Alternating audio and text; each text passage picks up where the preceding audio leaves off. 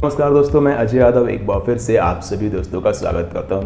Entertainment for you के इस YouTube channel पर आप सभी का स्वागत है। अगर आप चैनल पर नए हो तो सब्सक्राइब करें और बेल आइकन जरूर प्रेस करें और अपने दोस्तों को भी ज़रूर शेयर करें। दोस्तों, आज की इस वीडियो में हम बात करने वाले हैं तमिल फिल्म इंडस्ट्री की एक बहुत ही शानदार फिल्म, जिस फिल्म का नाम है आचार्य का बॉक्स ऑफिस कलेक्शन और ये फिल्म बॉक्स ऑफिस पर डिजास्टर साबित क्यों हुई।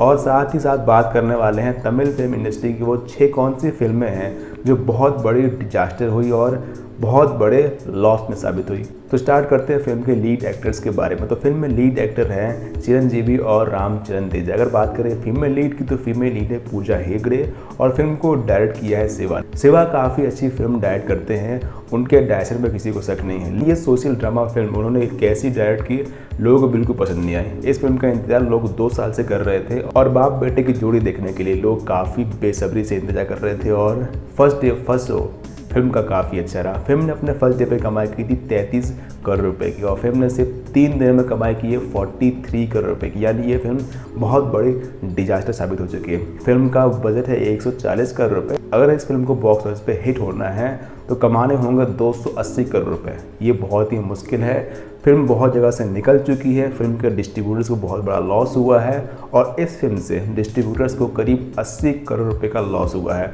जो कि बहुत मुश्किल है रिकवर होना। अब बात करते हैं तमिल फिल्म इंडस्ट्री के वो टॉप 5 कौन सी फिल्में हैं जिसमें तमिल फिल्म इंडस्ट्री को घाटे में साबित हुई। तो दोस्तों, पहले नंबर पे है राधे श्याम और राधे श्याम में प्रोड्यूसर और डिस्ट्रीब्यूटर्स को लॉस हुआ था करीब 90 करोड़ रुपए का।